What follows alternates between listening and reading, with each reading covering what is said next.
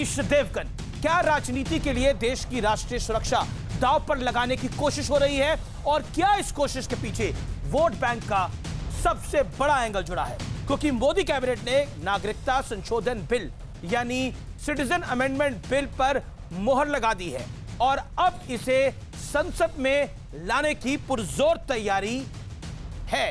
इस बिल के तहत पाकिस्तान, बांग्लादेश और अफगानिस्तान से आए हिंदू, सिख, बौद्ध, जैन, पारसी और ईसाई शरणार्थियों को भारत की नागरिकता देने की तैयारी हो रही है। लेकिन विपक्ष कह रहा है कि इसमें विदेश से आए मुसलमानों का नाम क्यों नहीं है। तो सरकार कह रही है कि तमाम वो देश है जहां अल्पसंख्यकों यानी गैर मुसलमानों को प्रताड़ित किया जाता है, जैसे पाकिस्तान, बांग्लादेश और अफगानिस्तान। और इस मुद्दे पर अब बड़ा सियासी संग्राम छिड़ चुका है। असदुद्दीन ओवैसी हमेशा की तरह मैदान में कूद गए हैं कि यह शरणार्थियों को धर्म के नाम पर बांटने की एक बड़ी कोशिश है। कांग्रेस कह रही है कि धर्म के आधार पर भेदभाव गलत है। ममता बनर्जी के लिए तो तूफान आ गया है, मायावती भी सड़क पर उतरने की धमकी दे रही हैं। सब इसके खिलाफ एकजुट हो गए हैं। तो आज इसी पर होगी देश की सबसे बड़ी बहस। नागरिकता में कौन गिन रहा है वोट बैंक? आज इससे बड़ी बहस शायद कोई नहीं है, क्योंकि हमने साल दर साल, दशकों तक दशक ऐसा सुना था, देखा था, लेकिन पहली बार आजाद भारत में ऐसा हो रहा है। क्या हो रहा है, इस डिबेट को आप जरूर सुनिएगा। ये आपके लिए, आपके भविष्य के लिए, आपके बच्चों के भविष्य के लिए, आपके बच्चों के बच्चों के भविष्य के लिए बेहद जरूरी बहस है। इस बहस को जरूर सुनिए।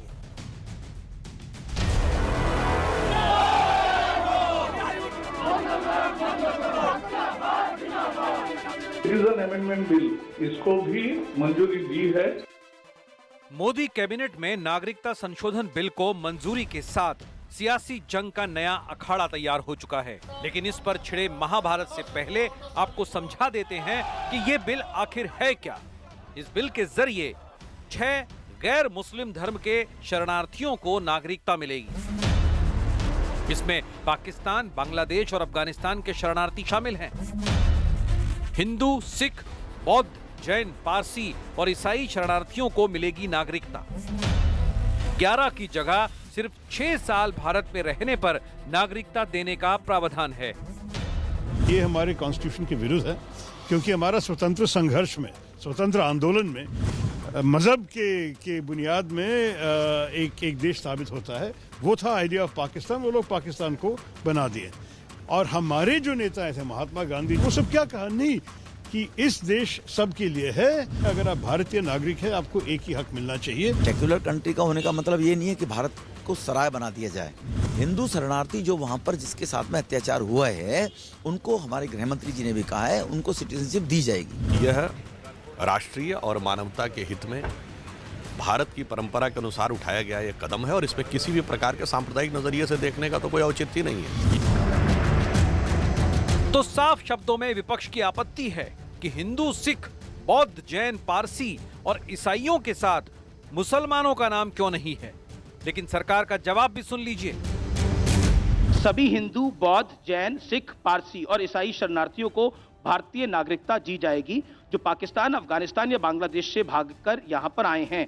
लेकिन इसमें आपने मुसलमानों का जिक्र नहीं किया। आप जो पढ़ रहे हो वो सिटीजनशिप अमेंडमेंट बिल के लिए, एनआरसी के लिए नहीं।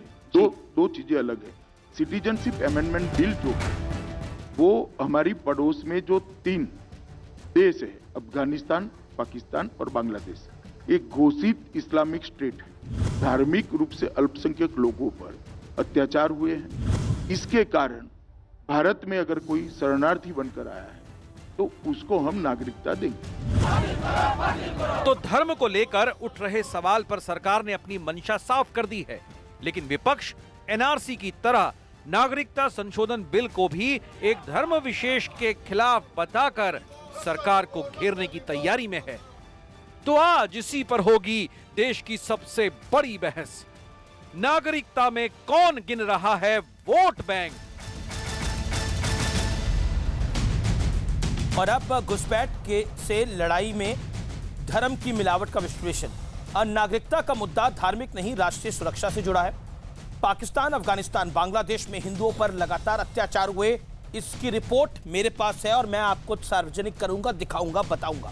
1951 से 1998 के बीच पाकिस्तान में हिंदू आबादी 15% से घटकर 1.06% पहुंच गई। इसके बाद का आंकड़ा अवेलेबल नहीं है, इसलिए मैं नहीं दे पा रहा, लेकिन ये मैं पुख्ता तौर पे कह सकता हूं ये 0.5% से भी कम है। मैं आगे बढ़ता हूं। उसके बाद इन देशों में प्रताड़ित होकर भागने वालों को नागरिकता की तैयारी है। सियासत के लिए शरणार्थियों और घुसपैठियों पर भ्रम फैलाने की बेहद गलत कोशिश है और प्रयास है। नागरिकता के नाम पर कौन कर रहा है वोट बैंक की राजनीति? आज मैं इस डिबेट को ओपन करूंगा। क्या भारतीय जनता पार्टी ऐसा कर रही है, या फिर कांग्रेस ऐसा कर रही है, या ममता बनर्जी की पार्टी ऐसा कर रही है, या मायावती जी की पार्टी ऐसा कर रही है, या ममता बनर्जी को शरणार्थियों से दिक्कत है, हिंदू शरणार्थियों से दिक्कत है? इस पर भी सवाल मैं पूछूंगा।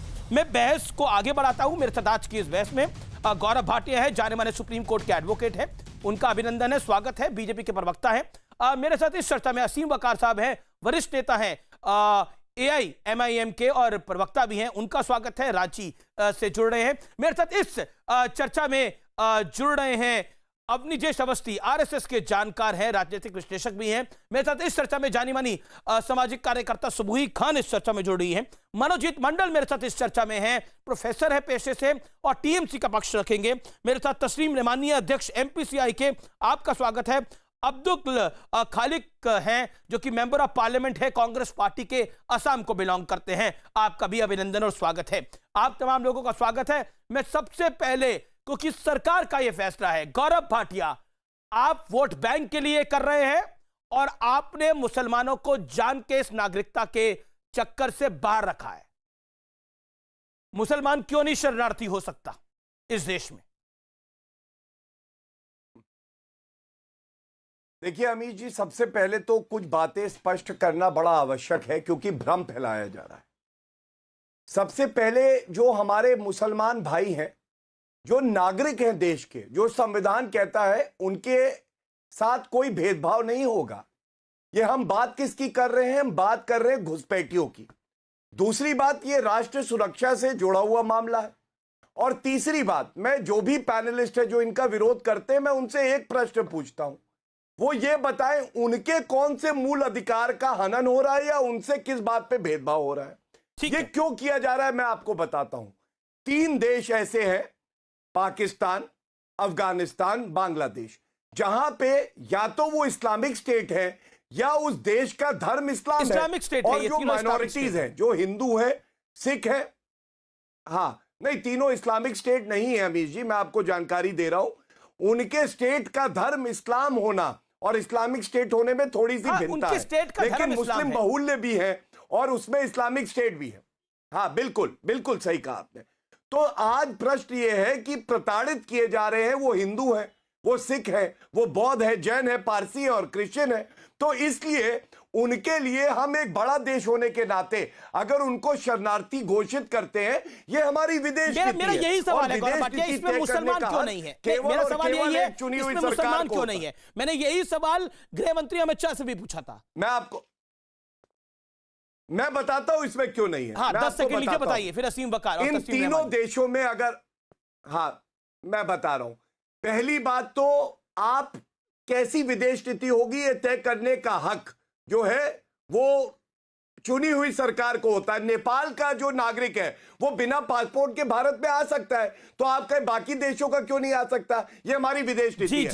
लेकिन गुणवत्ता के तौर पे मैं क्यों, कारण क्या बता दूं, इन तीनों देशों में, और ये सर्वोच्च न्यायालय ने भी कहा है, कई जगह पे जो आतंकवादी हैं वो इस्लाम के नाम पे आतंकवाद फैला रहे हैं, और अगर वो हमारे देश में घुसते हैं तो वो हमारी देश की राष्ट्र सुरक्षा के लिए खतरा हो सकते हैं। और इसीलिए आधार बनाया है कि प्रताड़ित लोगों के लिए हम शरणार्थी बनाएंगे। वो राष्ट्र सुरक्षा के नाम पर खतरा हो सकते हैं, सुप्रीम कोर्ट ने भी बोला है। मैं सीधा रुख करता हूं असीम वकार का, जो आपने कोट करा गौरव भाटिया। असीम वकार, ओवैसी साहब ने इस पर सीधा वार किया और कहा कि शरणार्थियों को धर्म के नाम पर बांटने की ये बड़ी कोशिश है और इसको हम कतई कदापि नहीं होने देंगे। देखिए, शुरुआत आपने जहां से की थी, परसेंटेज बताया था कहां पे कितने, पाकिस्तान में कितने थे, अब कितने बचे। मैं आपके सभी दर्शकों से कह रहा हूं, कलम और कागज उठा लीजिए और लिखिए कि 1951 में जब पाकिस्तान बना धर्म के आधार पर, उस वक्त पाकिस्तान में हिंदुओं की पॉपुलेशन थी 12.9%। 1971 में बांग्लादेश बन गया, पाकिस्तान में 2.9% रह गए और 10% आ गए बांग्लादेश में हिंदू भाई हमारे। 2.9% जो हिंदू भाई हमारे पाकिस्तान में थे, 2011 के सेंसस में 1.85% पाकिस्तान में 2011 के सेंसस में थे। अमीश भाई, आपने जानकारी झूठी और गलत दी थी, जानबूझकर गलत जानकारी दी थी। आप मुझे बताइए क्या इसमें झूठा था और क्या गलत था, बताइए। नहीं, आपको पाकिस्तान के सेंसस की ज्यादा जानकारी है, आप मुझे बताइए इसमें क्या झूठा था। सर, आपसे ज्यादा जानकारी है आपके पास बहुत ज्यादा जानकारी होगी। सुनिए, अब सुनिए, अरे सुनिए मियां, आप बात भी नहीं करने देते मुझे। आप पढ़ के आया कीजिए पहले। नहीं, आपने किस रिपोर्ट के आधार पर कहा कि वो 10% हिंदू बांग्लादेश में चले गए? रिपोर्ट को कोट करिए, बताइए कौन सी रिपोर्ट थी, कौन सी मतगणना है? पढ़िए जी, पढ़िए, कौन सी जनसंख्या की मतगणना है? जनगणना है इसको। अब आप पढ़िए इसको, आप पढ़िए, अब आप इसको पढ़िए, अब आप पढ़िए इसको। मैंने बोल दिया है, मैं गलत नहीं बोल रहा। आप मुझे बताइए ना, किसको पढ़िए, रिपोर्ट बताइए। मैं रिपोर्ट को लाइव पढ़ूंगा, व्यूअर्स के सामने खोलूंगा। आपने गंभीर आरोप लगाया है कि आपने चैनल पे झूठी जानकारी दी है, आपने झूठ बोला है और आपके झूठ का मैं पर्दाफाश करूंगा। ये सामान, आप किसी और की डिबेट पे नहीं बैठे, आप अमीर स्टेटमेंट की डिबेट पे बैठे हैं। और आपको मैं बता रहा हूं कि आज आंकड़ों की बात करते हैं, मैं आपको बताता हूं सच्चाई क्या है। जनाब सुनिए सर, मैं आपको सच्चाई बताता हूं क्या है। 1947 में पाकिस्तान में कितने अल्पसंख्यक थे? बात सुन लीजिए सर, मुझे बोलने देंगे नहीं बोलने देंगे? वो 17% नहीं थे, वो 16% नहीं थे, वो 23% थे। वो मुझे बोलने देंगे कि नहीं बोलने देंगे? अब आप वो 23% थे। मुझे बोलने देंगे कि नहीं बोलने देंगे? पूरे अल्पसंख्यक 23% थे, जिसमें हिंदू भी आते हैं, जिसमें ईसाई भी आते हैं, जिसमें बौद्ध भी आते हैं। मुझे बोलने, और हिंदू 15% थे। अब मुझे बोलने दीजिए। देखिए, भारतीय जनता पार्टी जो बिल लेकर आ रही है, पाकिस्तान की जनगणना पर आपने तो इतनी मुफ्त जानकारी दी कि आप कह रहे हैं पाकिस्तान में हिंदू सुरक्षित है। सुनिए सर, आपने तो डिफेंड यही करा ना, पाकिस्तान में हिंदू सुरक्षित है। बोलने के लिए बुलाया है कि सुनने के लिए बुलाया है? आपकी बात सुनने के लिए बताया है, बुलाया है, लेकिन ये भी सुनने के लिए नहीं बुलाया कि आप गलत बताते अपने व्यूअर्स को। अरे आप उठ के डांस करिए। अब आप तो आप डांस कीजिए। आप सुनिए मेरी बात, मैं लाइव दिखाता हूं आपको डांस करने के लिए। कपिल शर्मा, शिष्टाचार तो रखिए बहस का। सुनिए सर, सुनिए सर, कपिल शर्मा का शो आया करता था पहले, तो कपिल शर्मा ने एक अल्फाज इजाद किया हिंदुस्तान में पहली बार, बाबा जी का ठुल्लू। सुनिए सर, बाबा जी का ठुल्लू। प्रधानमंत्री जी हमारे मुल्क के लोगों को, ये डिबेट तब तक आगे नहीं बढ़ेगी। सुनिए, जब तक आप रिपोर्ट नहीं बताएंगे। रिपोर्ट बताइए जनाब, रिपोर्ट बताइए। मत जाइए रिपोर्ट, आप इसी बैठ के रहिए। रिपोर्ट बताइए, रिपोर्ट बताइए। मत जाइए आप, रिपोर्ट बताइए, रिपोर्ट बताइए। पहली बार बताइए, रिपोर्ट बताइए, प्रधानमंत्री रिपोर्ट बताइए। ये तो मानिए झूठ बोला आपने। सुनिए, आप हमेशा की तरह आपने भगाया लोगों को। आगे बोलने दीजिए मुझे। आप रिपोर्ट बताइए, रिपोर्ट बताइए। बोलना है, मुझे बोलने दीजिए। अब आप मुझे बोलने दीजिए, आप झूठ बोल रहे थे, मैंने आपको पर्दाफाश किया है। असीम वकार जी, रिपोर्ट बताओ भाई, डांस मत करो, रिपोर्ट बताओ। आप पढ़ लो जाकर, पहले पढ़ लो जाकर। अपने मुंह से बताओ, अपने मुख से बताइए। ज्ञान के भंडार बताइए। रिपोर्ट कौन सी थी आपने जिसमें पाकिस्तान की जनगणना को कोट करा कि 10% हिंदू बांग्लादेश चले गए? कौन सी रिपोर्ट है? अपनी आंखों से पढ़ लो। कौन सी रिपोर्ट है बताइए। आप डिफेंड कर रहे हैं कि पाकिस्तान में हिंदुओं की रक्षा हो रही है, पाकिस्तान के अंदर सिखों की रक्षा हो रही है, पाकिस्तान में बौद्धों की रक्षा हो रही है। आप मुझे बोलने दोगे कि नहीं बोलने दोगे? पाकिस्तान में पाकिस्तान का प्रवक्ता नहीं रक्षा हो रही है, हिंदू की रक्षा हो रही है। नहीं हूं, मैं अपनी पार्टी का प्रवक्ता हूं।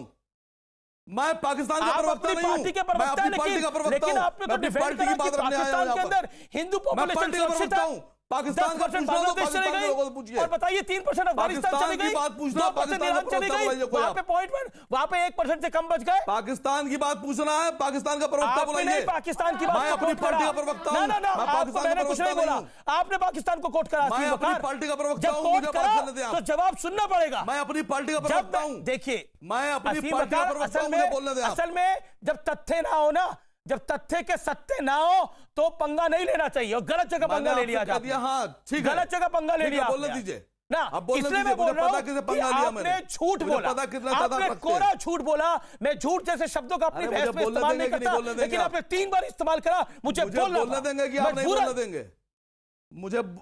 मुझे बोलने देंगे नहीं बोलने देंगे? मैं बिल्कुल आपको सर आपको बोलने के लिए बुलाया है, आगे बोलूं ना बोलूं? आपको बोलने के लिए बुलाया है।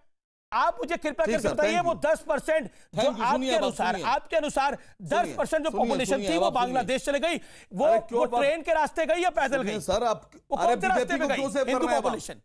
आप बीजेपी को क्यों सेव कर रहे हैं मालिक बॉस? आप क्यों बीजेपी मैं को सेव कर रहे हैं बीजेपी को हजरत? ना सेव कर रहा हूं ना मुझे आपको बोलने सेव दीजिए, कर रहा बीजेपी को बोलने हूं। मैं इस देश के उस नागरिक को सेव कर रहा हूं। सर, आप- मैं इस देश के उस नागरिक को सेव कर रहा हूं जो पाकिस्तान में सुरक्षित नहीं है, अरे आप जो कुछ नहीं कर रहे हैं, अफगानिस्तान में आप सुरक्षित बीजेपी नहीं का है, काम कर रहे हैं, आप सुरक्षित कुछ नहीं नहीं कर रहे हैं है, और जो बांग्लादेश में सुरक्षित आप कोई नहीं है, और काम जो नहीं कर रहे धर्म हैं, की आप बीजेपी बलि काम चढ़ता कर रहे है हैं, मुझे उसको पता है। सुरक्षित कराओ। कोई जाने ना जाने, मुझे पता है आप बीजेपी का काम कर रहे हैं सर, कोई जाने ना जाने। पूरा देखिए देश इस जानता तरह है की कि आप क्या हल्की काम कर रहे हैं। बातें कृपया करके मेरी बहस में दुनिया मत करा जानती है आप क्या करिए। काम कर रहे अगर हैं। आपके पास तथ्य आप नहीं बात नहीं है, करने दे रहे पॉइंट्स मुझे। नहीं है, तो आप बोला मेरी करिए बात कि आप मेरे नहीं पास बोलने पॉइंट्स दे रहे नहीं हैं। है। हम लोग अपनी और क्या बात कहूं मजबूती आपको? से आप रखें। हल्के मन और की इसीलिए पराकाष्ठा पूरा कर रहे हैं। देश हमारे ऐसी साथ उम्मीद खड़ा नहीं हुआ थी है। होने दे रहे पूरी, आप मुझे बोलने तक नहीं दे रहे क्या पूरा, करूंगा मैं?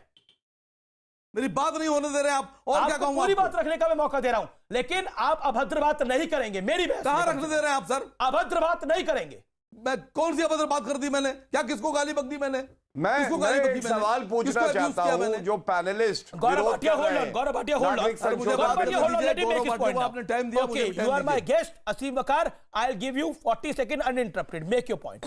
जी thank you so much, thank you so much Amish भाई। देखिए भारतीय, जब काफी पहले भी शुरू एक शो हुआ था कपिल शर्मा का, तो उसने एक अल्फाज इजाद किया था, बाबा जी का ठुल्लू। प्रधानमंत्री जी हमारे देश के हिंदू भाइयों को वही बाबा जी का ठुल्लू दे रहे हैं। नौकरी तो दे नहीं रहे हैं, रोजगार दे नहीं रहे हैं, शिक्षा दे नहीं रहे हैं, जीडीपी खत्म हो गई। अब विदेश से अगर आप हिंदुओं को लाकर, ईसाइयों को लाकर, सिखों को लाकर, जैनों को लाकर बसाएंगे तो बच्चों का क्या होगा जो हमारे हिंदुस्तान के बच्चे हैं? इनसे जो आपने वादा किया था रोजगार का, कहां है? कहां है 2 करोड़ साल की नौकरियां? पहला 5 साल चला गया, दूसरा आ गया। मैं उत्तर देना कहां चाहता है हूं आपकी शिक्षा? कहां है आपका कारोबार? अब आप शिक्षा कहां है जी, विदेशी मैं- इन्वेस्ट? जी, अब इन्वेस्टमेंट कहां गया विदेश का? ठीक है। कुछ नहीं दे रहे हैं सर आप। ठीक है। आप बाबा जी का ठुल्लू दे रहे हैं। ठीक है, आपने सवाल पूछा, और आपने बोला ये बाबा जी का हिंदुस्तान में ठुल्लू है आप मुसलमानों हिंदू के नागरिकों नाम को। पर ठग रहे हैं। आप जी, जी। मुसलमानों को चारा बनाकर, हिंदुओं को मछली बनाकर पकड़ लाए आप जाल में। जी आप अब सबसे मुसलमान पहले- के चारे से जी जी जी हिंदू अब को फंसा रहे हैं काफी आप देर हो जाल गई, में। असीम वकार अमीर जी, काफी मैं देर हो आपको गई, बता रहे हैं आप। लगभग 8 मिनट आप थे। सर असीम वकार, असीम मैं वकार आपके अब आप बीच- नीचे चवस्थी। असीम वकार, मैं आपके बीच में नहीं बोला था और आपसे अपेक्षा करता हूं कि आप भी मेरे बीच में नहीं बोलेंगे। और आज असीम वकार की इस बात से सहमत हूं कि यहां पर प्राकृतिक संसाधनों का बड़ा अभाव हो गया है। इसलिए जिसके 5-5, 7-7, 8-8, 10-10, 12-12 बच्चे हैं, उन पर इमीडिएट जल्दी से जल्दी जनसंख्या नियंत्रण कानून लागू कर दिया जाए, बिना किसी धार्मिक भेदभाव के, धर्मनिरपेक्षता का बिल्कुल पूरी तरह से ध्यान रखते हुए, बिना किसी संप्रदाय और धर्म के, जिस भी परिवार के 1-2 से ज्यादा बच्चे हों उनको समस्त अधिकारों से वंचित कर दिया जाए। ये असीम वकार आज कह रहे हैं, मैं इनकी बात से सहमत हूं, बिल्कुल सहमत हूं। एक बात। दूसरी बात, असीम वकार साहब, आपने जिस तरीके से यहां पर पाकिस्तान का बचाव किया कि पाकिस्तान में कहीं कोई हिंदू जनसंख्या कम नहीं हुई, हिंदू क्या, हिंदू, सिख, पारसी, बौद्ध जनसंख्या कम नहीं हुई, ये तो बिल्कुल नेचुरल था, बिल्कुल नेचुरल था। इतने वहां गए, इतने वहां गए, इतने कम रह गए, इतने अफगानिस्तान गए, इस तरीके से कर दिया। आपको मालूम है वहां पर क्या हाल है? ये भी आपको मालूम है क्या हाल है वहां पर? कहां गई? आप अपनी पार्टी के प्रवक्ता, मैं आपके बीच में नहीं बोला था, मैं आपके बीच में नहीं बोला था, आप अपनी पार्टी के प्रवक्ता की तरह नहीं, पाकिस्तान घटिया पाकिस्तान के प्रवक्ता की तरह बोले आज, और आज नहीं बोले। लगातार आप हमेशा उस पाकिस्तान को डिफेंड करते हैं, आप हमेशा पाकिस्तान को डिफेंड करते हैं। आपको लगता है कि भारत के मुसलमान पाकिस्तान पर नहीं है, भारत के मुसलमान भारत में रहते हैं, भारत में रहना उन्होंने स्वीकार किया है। आपका यह भ्रम है, इसीलिए आप एक सीट पर काबिज हो, इसीलिए एक पर हो, आप एक से आगे नहीं बढ़ पाते, आपको माफ नहीं करेंगे क्योंकि आप भारत के मुसलमानों को, भारत के मुसलमानों को भड़का करके उसको अपना वोट बैंक बनाना चाहते हो, जो हो नहीं पाएगा आपसे। और न कभी भी नहीं हो पाएगा। आप पाकिस्तान की भाषा बोलिए, पाकिस्तान का चुनाव लड़िए, पाकिस्तान को डिफेंड करिए, आप बहुत अच्छी तरीके से कर सकते हैं। यहाँ पर हिंदुस्तान के चैनल पर आप बैठ करके पाकिस्तान को डिफेंड कर रहे हैं, कह रहे वहां हिंदुओं पर कोई अत्याचार नहीं होता, कोई अत्याचार नहीं हुआ वहां पर हिंदुओं पर आज तक। जी सर, आपकी प्लानिंग ध्वस्त कर देते हैं। मैं पाकिस्तान का प्रवक्ता नहीं हूं, मैं एमआईएम का प्रवक्ता हूं। ये तो जनता, ये जो दर्शक है ना, ये जो दर्शक है वो आपके बारे में क्या सोचते हैं जरा देख लीजिए। पाकिस्तान की बहुत सारी बातें पाकिस्तान पर आ रही है, ये डिबेट हिंदुस्तान पे लौट के आई है। जी नहीं, हिंदुस्तान पे लौट के आना पड़ेगा और मैं आपको कुछ हार्ड फैक्ट्स बताता हूं।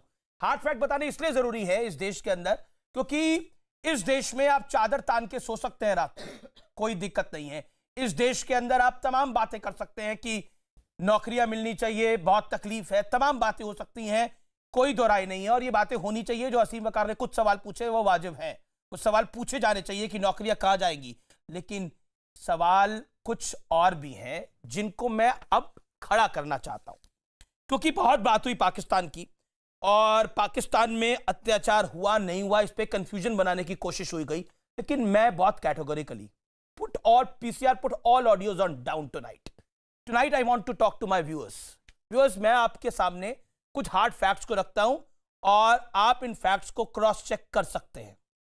पॉइंट नंबर 1, 1951 पाकिस्तान में 15% हिंदू थे। 1951 में पाकिस्तान में 50 लाख हिंदू आबादी थी लगभग।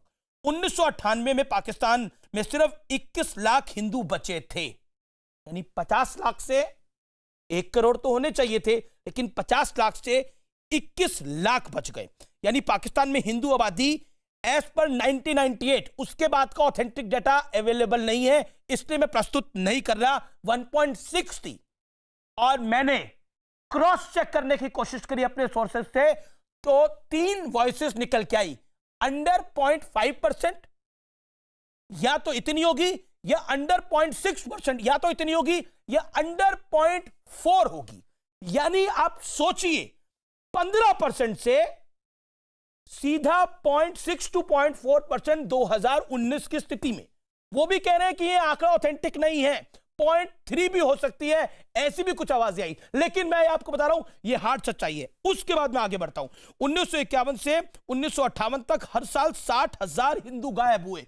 संख्या बढ़नी चाहिए थी लेकिन संख्या कम हुई और ये बदस्तूर होती रही 1951 की बात, क्योंकि इसके अंदर बांग्लादेश को कोट किया गया। अगर 10 लाख मुसलमान हिंदू मान लिया उस मुल्क के अंदर चले गए तो वहां जनसंख्या क्यों नहीं बढ़ी हिंदुओं की?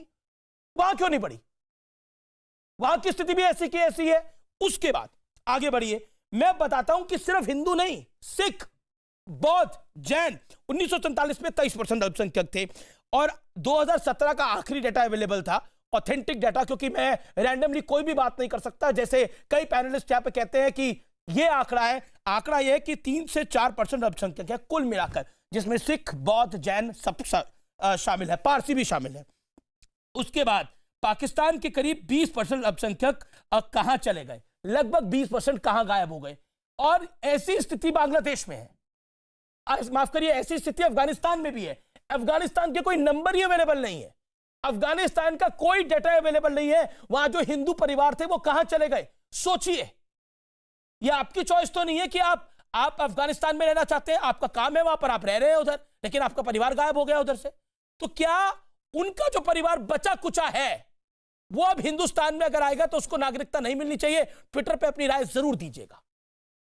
और मैं इसके अंदर एक और चैनल को कोट करना चाहता हूं। I am taking the name, BBC की रिपोर्ट है। हिंदू महिलाओं को पाकिस्तान में कई समस्याएं हैं, कई समस्याओं से जूझती हैं हिंदू महिलाएं। अब बिंदी लगाने, सिंदूर लगाने पर टोका जाता है, जबरन धर्म परिवर्तन के मामले भी सामने आए हैं। ये मेरी रिपोर्ट नहीं है, मैं कोट कर सकता हूं, नवंबर 2017 बीबीसी की रिपोर्ट है। These are hard facts, Subui Khan, and we are defending whom here? हम किसको डिफेंड कर रहे हैं? और क्या आपको लग रहा है सरकार मुसलमानों की तरफ, मुसलमान जो बाहर के मुल्कों से आ रहे हैं उनको नहीं लेकर बहुत बड़ी गलती कर रही है? यह सरकार बाइस्ड है टुवर्ड्स मुस्लिम्स और they are pro Hindus? Amish, straight question to Subui Khan, being a Muslim. is your take? बहुत Then I'll go to बहुत सीरियस और बहुत other guests. इंपॉर्टेंट टॉपिक है देश के लिए। प्लीज अनइंटरप्टेड मुझे बोलने दीजिएगा, उसके बाद पूरी डिबेट में मुझे मौका मत दीजिएगा। मैं व्यूअर्स को बताना चाहती हूं कि सिटीजनशिप अमेंडमेंट बिल एक्चुअली में बांग्लादेश, पाकिस्तान और अफगानिस्तान की 6 परसिक्यूटेड माइनॉरिटीज के लिए लाया जा रहा है, जिसमें बौद्ध हैं, सिख हैं, पारसीज हैं, क्रिश्चियंस हैं, जैन्स हैं और हिंदूज हैं।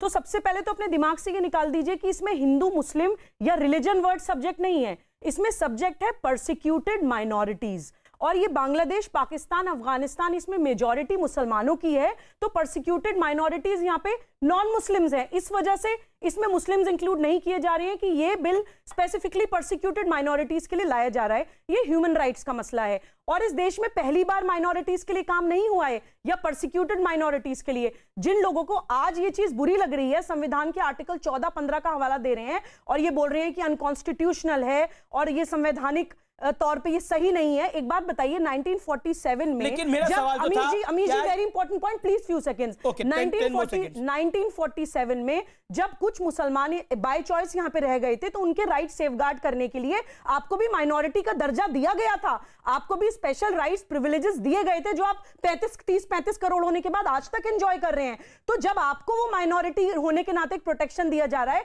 तो पड़ोसी मुल्कों में जिन लोगों के संवैधानिक तो छोड़िए, ह्यूमन राइट वायलेशन भी हो रहा है, क्या उनको माइनॉरिटी होने के नाते किसी प्रोटेक्शन की जरूरत नहीं है? ये दोगलापन कहां से लाते हैं आप लोग?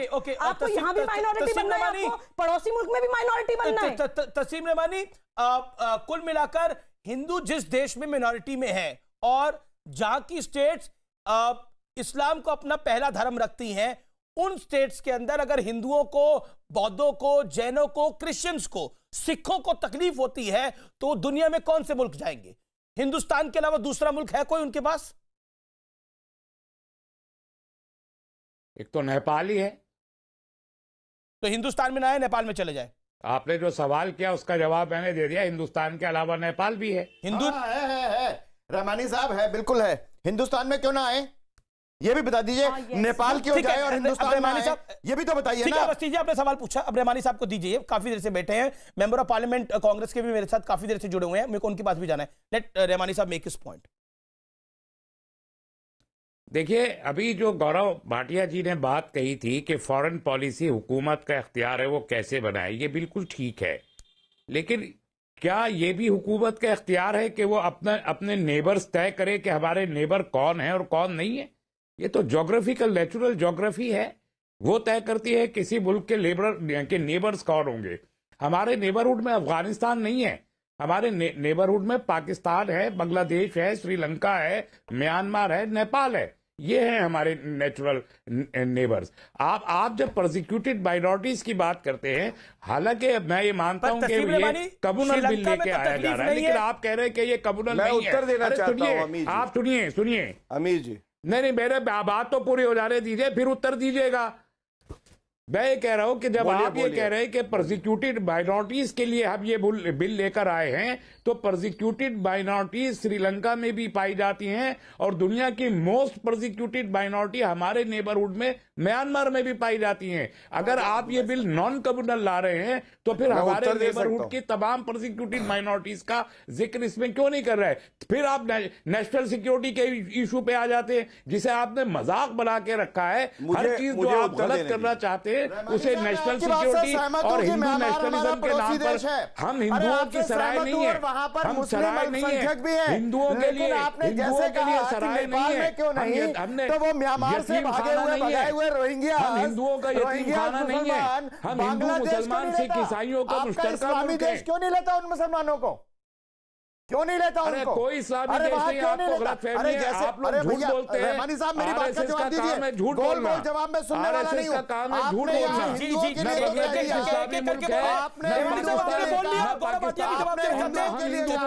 कि भारत हिंदू मुल्क है। अवस्थी जी बोलिए, 30 सेकंड दिए आपको मैंने, 30 सेकंड, 30 सेकंड। रहमानी साहब, आपने कहा हिंदू सिर्फ भारत में ही क्यों, नेपाल में क्यों नहीं? तो म्यांमार में अपराध करने वाले आतंक आतंक फैलाने वाले रोहिंग्या भारत में क्यों, बांग्लादेश में क्यों नहीं? हिंदुओं का मुल्क अब यही रहेगा। दुनिया भर के हिंदू जैसे यहूदियों ने कहा था दुनिया भर के यहूदी इजराइल में आ जाए, ऐसे आप कहना चाहते हैं दुनिया भर के हिंदू हिंदुस्तान में आ जाए। मुसलमान उनको मार के भगा रहे हैं, पाकिस्तान के मुसलमान उनको मार के भगा रहे हैं। कोई इस्लामी मुल्क नहीं है यहाँ, रहमानी साहब थोड़ी सी झूठ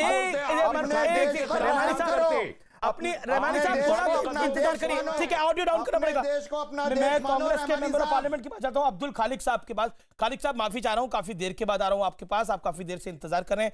खालिक साहब, मैं ये जानना चाह रहा हूं कि आखिरकार एनआरसी को और सिटीजन चार्टर बिल को साथ में क्यों मिलाया जा रहा है?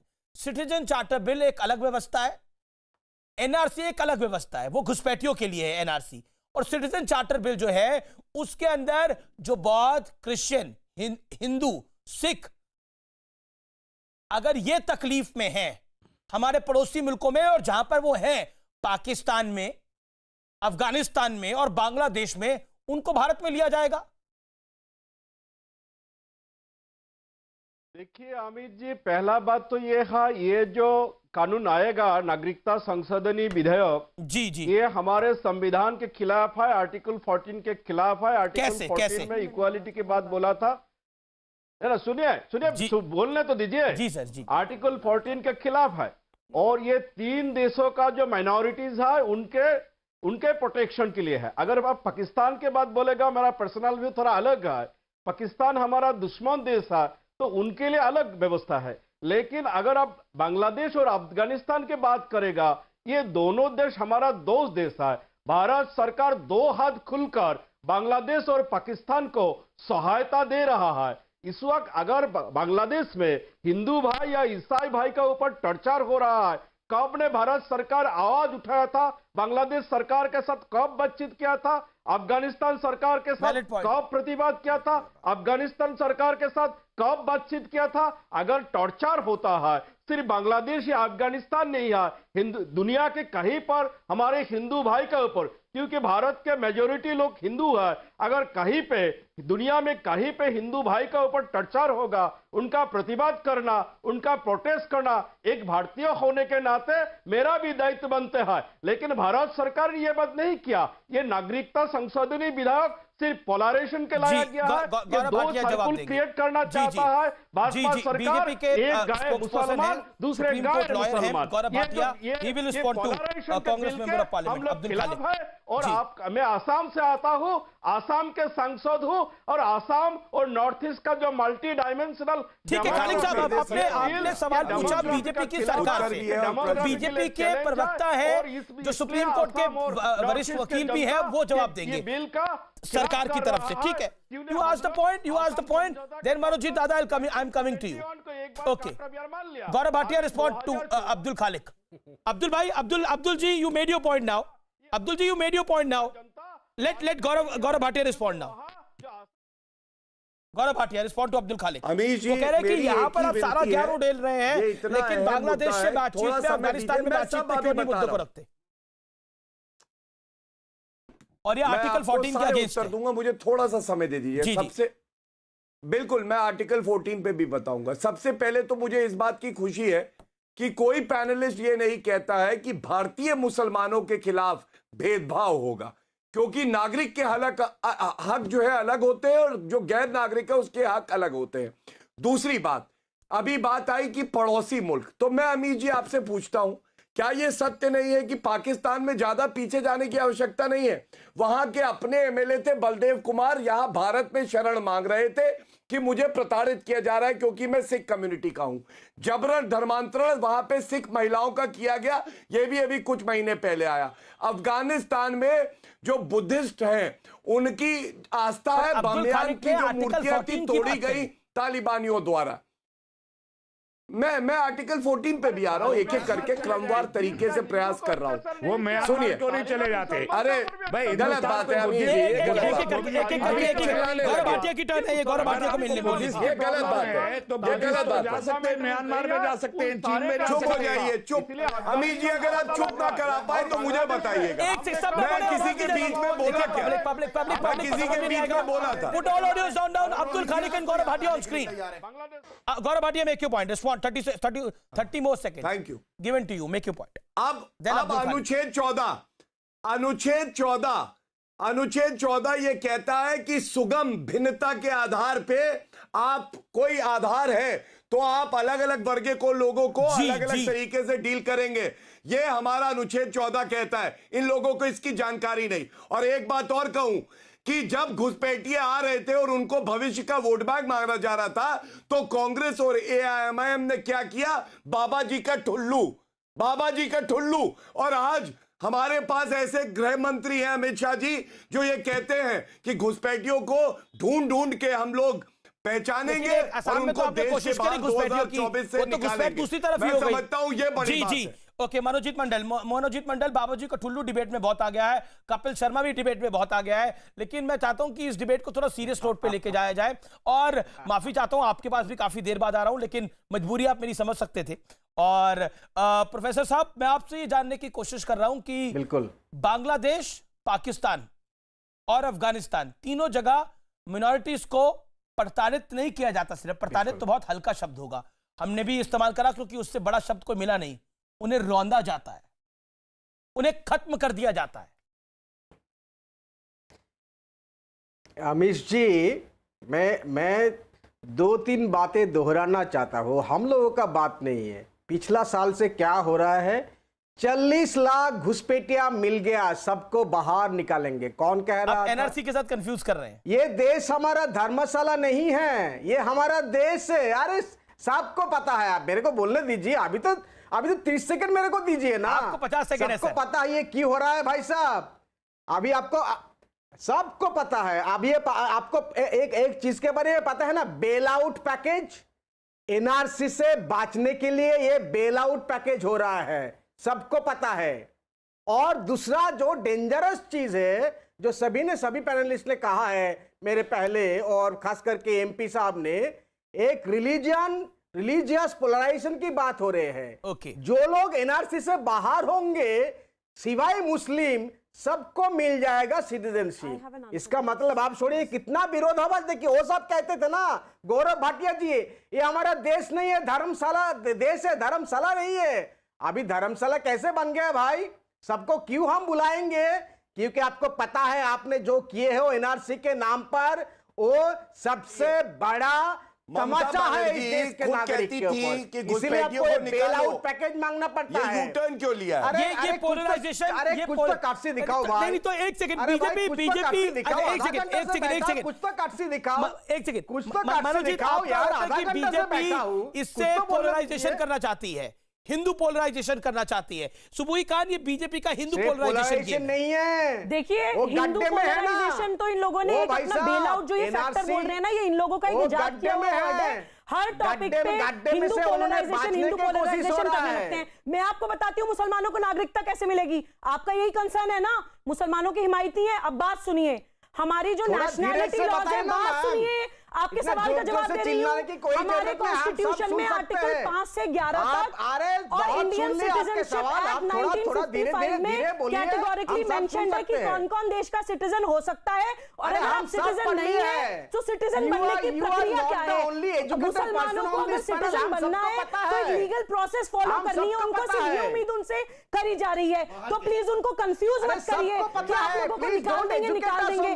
कोई किसी को नहीं निकाला जा रहा है, सिर्फ घुसपैठियों को निकाला जाएगा, चाहे वो किसी धर्म को बिलोंग करते हो। और आप लोगों की अभी एक कम्युनल राजनीति अब इस देश में नहीं चलेगी। मैं बिल्कुल आपके पास आऊंगा, लेकिन खालिद साहब कुछ कहना चाह रहे हैं। खालिद साहब और गौरव भाटिया, एक second. Khalid sahab, let me reply. Okay, you want to reply Manojit दादा? 20 seconds given, make your reply, then Khalid sahab and Gaurav Bhatia. Okay, make your point. घुसपैठिया कैसे? ओ मैडम जी, इतना जोर चिल्लाने से कोई जरूरत नहीं है। घुसपैठी आप कैसे डिटेक्ट करोगे? आप तो कोई घुसपैठिया नहीं रहेंगे सिर्फ मुसलमान के सिवा। सिर्फ एक ही धर्म का लोग घुसपैठिया होंगे। मुसलमान। और एक कहावत ये भी है मैडम जी, सुन लीजिए, raise your words not your voice. ये भी एक कहावत है, raise your words not your voice. ये भी एक कहावत है। Words and voice both, because it is required for people like you. You don't need to. If your words are clear, you don't need to raise your voice. यहाँ पे गैर कानूनी बातें मत करिए, यहाँ पे बैठ के भड़का रहे हैं यहाँ पे कम्युनिटी को कि एनआरसी में जो मुसलमान मैप होंगे उनको नहीं नागरिकता मिलेगी। कौन कहता है नहीं मिलेगी? एक लीगल प्रोसेस है, हर धर्म के इंसान को लीगल प्रोसेस फॉलो करनी पड़ेगी। ये जो परसिक्यूटेड माइनॉरिटीज है उनको भी सिटीजनशिप अमेंडमेंट बिल का फायदा जरूर मिल रहा है।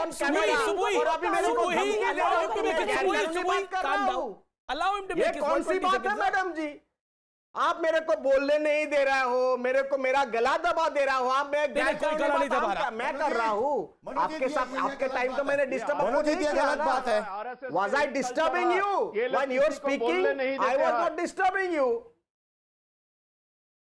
ओके, अब्दुल खालिक कुछ कहना चाह रहे हैं, एक सेकंड, काफी देर से इंतजार करें, और तस्लीम रहमानी भी काफी देर से इंतजार कर रहे हैं। तस्लीम रहमानी से मुझे 10 सेकंड बिल्कुल, आप तस्लीम रहमानी और आपका काफी याराना है, काफी दोस्ती है आपकी। खालिक साहब बोलिए। करते हैं, लेकिन ये नागरिकता विधेयक अगर किसी को ज्यादा नुकसान पहुंचाएगा वो होगा बंगाली हिंदू, क्योंकि अभी आसाम में जो एनआरसी में जितना बंगाली हिंदू का नाम ड्रॉप हुआ, मैं आसाम से आता हूं और ब्रह्मपुत्र वैली में जो बंगाली हिंदू है, तो आप कह रहे हैं कि कोशिश करें खालिद साहब कि बीजेपी को पॉलिटिकल नुकसान होगा इसका, क्योंकि उनके पास कुछ पेपर्स नहीं है।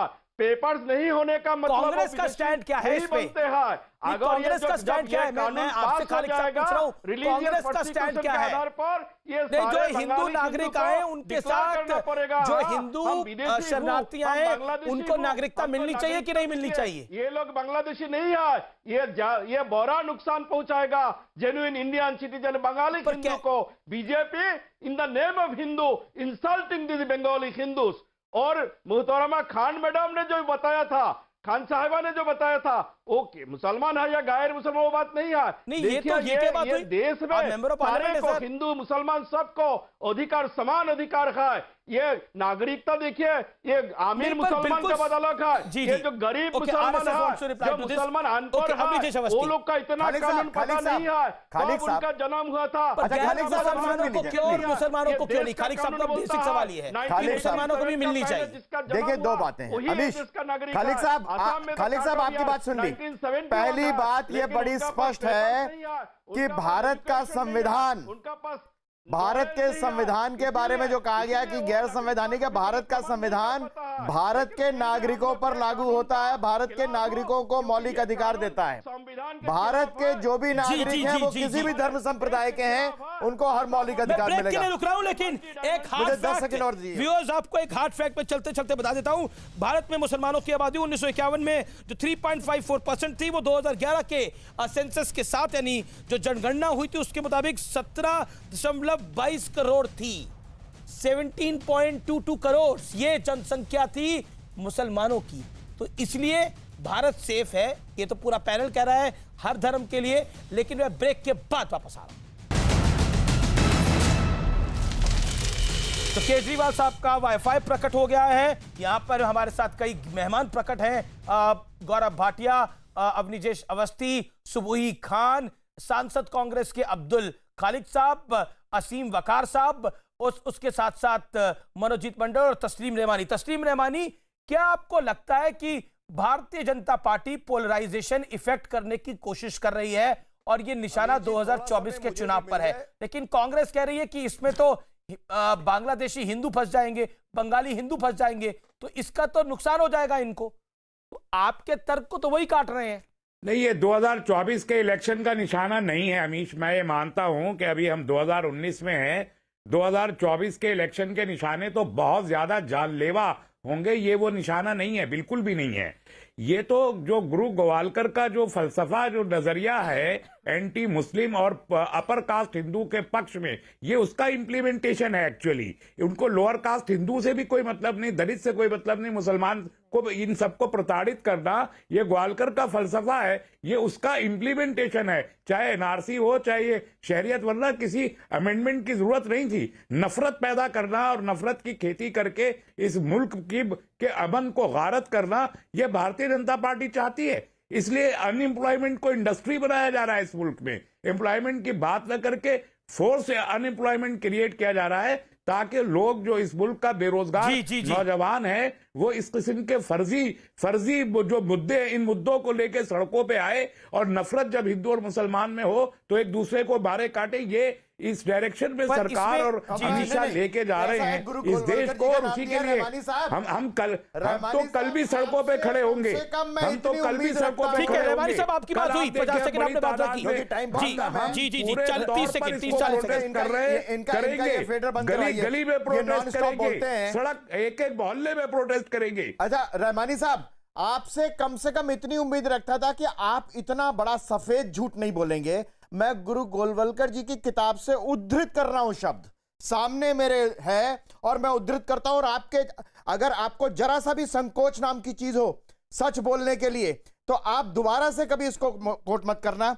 गुरु गोलवलकर जी की किताब है नहीं, मैं ग्वालकर के विचार नवनीत, उसमें लिखा है। तस्लीम रावनी सुन लो आप, जो अंदाज सुन लीजिए। मैं सावरकर, हमें ईश्वर को किसी भी नाम से पुकारने से आपत्ति नहीं है। हम संघ के लोग पूर्ण रूपेण हिंदू हैं, इसीलिए हमें प्रत्येक पंथ और सभी धार्मिक विश्वासों के प्रति सम्मान का भाव है। जो अन्य पंथों के प्रति असहिष्णु है वह कभी भी हिंदू नहीं हो सकता। ये गुरु गोलवलकर जी के शब्द हैं, उनके लिखे हुए हैं, जाकर के किताब में पढ़ लेना और आगे से ध्यान से इस तरीके से करोड़ों दर्शकों के सामने झूठ बोलने में थोड़ा सा शर्म कर लेना, थोड़ी सी शर्म भी कर लेना कि मैं इतना सफेद झूठ बोल रहा हूं, इसके बाद शर्म कर लेना। और आपका असली चेहरा तब सामने आया जब आपने कहा हिंदू चले जाए नेपाल और अफगानिस्तान के बौद्ध चले जाए म्यांमार और रोहिंग्याज यहाँ आ जाए। हिंदू और बौद्ध तो ना आए लेकिन रोहिंग्याज आए। दिलों में नफरत, हिंदू चले जाए नेपाल में, उनके लिए हिंदुस्तान में जगह नहीं है, बौद्धों के लिए हिंदुस्तान में जगह नहीं है, रोहिंग्याज के लिए। असीम वकार काफी देर से इंतजार कर रहे हैं। ठीक है तस्लीम रहमानी, हो गया, आपने काफी देर बोला देश के मुसलमानों को। रहमानी साहब मेरा निवेदन स्वीकार करिए। देखिए आपके बीच में अवनीश अवस्थी नहीं बोले थे, लेकिन वो निरंतर बोले, आप निरंतर बोलते रहे। ये मुझे लगता है नहीं होना चाहिए। सुबुई खान, असीम वकार के बोलने का आप इंतजार करेंगी। असीम वकार जी, एक लॉजिकल क्वेश्चन जो सभी के दिमाग में आता है, वो मेरे दिमाग में भी आता है, वो ये है कि फिलहाल अगर हम अपने अड़ोस पड़ोस में देखें तो भारत ये एक ऐसा मुल्क है जहां जो कि हिंदू कम्युनिटी के लिए सबसे बड़ा मुल्क है। आप नेपाल को काउंट कर सकते हैं, लेकिन उतना बड़ा वो मुल्क नहीं है। या फिर बौद्धों के लिए सबसे बड़ा मुल्क भारत ही हो सकता है। चाइना को भी आप मान सकते हैं टू अ सर्टेन एक्सटेंट, जिसमें कोई दो राय नहीं है। लेकिन क्या आपको लगता नहीं है क्योंकि पाकिस्तान इस्लाम को फॉलो करता है, क्योंकि बांग्लादेश इस्लाम को फॉलो करता है और प्रैक्टिस करता है, क्योंकि अफगानिस्तान करता है, तो वहां पर इन कम्युनिटीज को ज्यादा खतरा है, जो बड़ा लॉजिकल पॉइंट है। बौद्धों को खतरा है, सिखों को खतरा है, हिंदुओं को खतरा है, और डेटा ये बताते हैं। देखिए पाकिस्तान में इसलिए खतरा है कि वहां पर रेडिकल्स लोग जो हैं उनकी हुकूमत है, और जहां पर भी रेडिकल्स लोग होंगे वहां इंसानों को खतरा होगा। और अफसोस के साथ कहना पड़ रहा है कि आज हमारे हिंदुस्तान में भी वही रेडिकल सोच पनप रही है। हमारा देश तो धर्म के नाम पे आज़ाद ही नहीं हुआ था। हमारा देश तो सेकुलर है, हमारा देश तो सेकुलरिज्म के नाम पर बना था। अब यहाँ रेडिकलाइजेशन कैसे हो रहा है, पाकिस्तानी मानसिकता यहाँ डेवलप कैसे हो रही है, आपसे पूछ रहा हूँ। बड़ी बात कही थी, सवाल उठाया था इन्हीं ने एक सवाल उठाया था अजनिवेश जी ने, और इन्हीं ने कहा था रोहिंग्यास के बारे में। तो रोहिंग्यास म्यांमार ने कहा ये आतंकी हैं, यहाँ इनसे खतरा है। तो अजनिवेश जी ने कहा रोहिंग्या क्यों रहना चाहिए। सर लिट्टे को, तमिल उग्रवादियों को श्रीलंका में भी आतंकवादी कहा, और उन्होंने प्रधानमंत्री भारत के मारकर हिंदुस्तान के भी आतंकवादी वो हो गए। अब हिंदुस्तान के आतंकवादी और श्रीलंका के दोनों के आतंकवादी हिंदुस्तान ने पनाह दी उनको कि नहीं दी? भारत ने पनाह दी, इस्लामी जो है, जिसने हमारा बांग्लादेश प्रधानमंत्री इस्लामी मारा, है। वो हमारे लिए भी पाकिस्तान आतंकवादी तो है, इस्लामी है, श्रीलंका मुसलमान भी है, आतंकवादी वो है, बांग्लादेश हमको और पनाह दे रहे हैं। पाकिस्तान में लेकिन रहना लेकिन चाहते आपने हैं बोला उनको। भारत तो सेकुलर है। 1951 में जब पहली जनगणना हुई तो 3,54,00,000 मुसलमान थे। 2011 की जो लास्ट जनगणना हुई, जो ऑफिशियल हुई, वो 17,22,00,000 मुसलमान है। तो भारत तो सेकुलर है, लेकिन आप किस सेकुलरिज्म की बात कर रहे हैं? Gaurav Bhatia last word, Gaurav Bhatia last word, सुबह hold on, Gaurav Bhatia last word. देखिए अमीर जी, ये लोग वो लोग हैं जो एक बार नहीं उत्तर दे पाए कि इनके मूल अधिकारों का क्या हनन हो रहा है या भेदभाव हो रहा है, और ये हमेशा धर्म के चश्मे से हर मुद्दे को देखेंगे जो राष्ट्र सुरक्षा से जुड़ा है। अनुच्छेद 370 एनआरसी। शुक्रिया, समय और ये नहीं समझ चाहता हूं, इससे ज्यादा समय नहीं दे पाऊंगा, लेकिन निष्कर्ष का ये वक्त है, और निष्कर्ष के अंदर मैं एक बात बहुत इत्मीनान से बोलना चाहता हूं और साफ गोई से बोलना चाहता हूं कि भारत में हम बार बार सेकुलर सेकुलर सेकुलर शब्द को इस्तेमाल कर कर उस सेकुलर शब्द का नाजायज फायदा नहीं उठा सकते। ये सोच के रखने वाली बात है, क्योंकि इस सेकुलर वर्ड के चलते इस देश को ऑलरेडी हम बहुत नुकसान कर चुके हैं। क्योंकि शिवसेना अब सेकुलर है, पहले वो सेकुलर नहीं थी, तो पॉलिटिकल सेकुलर वर्ड जो है वो अब सैक्रोसेंट नहीं रहा। और निष्कर्ष यही बहस का है कि जब 1951 में पहली जनगणना में मुसलमान 3,54,00,000 थे और आज 17,22,00,000 हैं, तो ये देश सबके लिए है और सबके लिए होना चाहिए, उन सबका मौलिक अधिकार है। लेकिन उनके लिए भी होना चाहिए जो पाकिस्तान में प्रताड़ित होते हैं, जो बांग्लादेश में प्रताड़ित होते हैं, और जिनको अफगानिस्तान में रौंदा जाता है। वो अगर हिंदुस्तान में नहीं आएंगे तो कहां जाएंगे? नमस्कार, अगला शो हम तो पूछेंगे।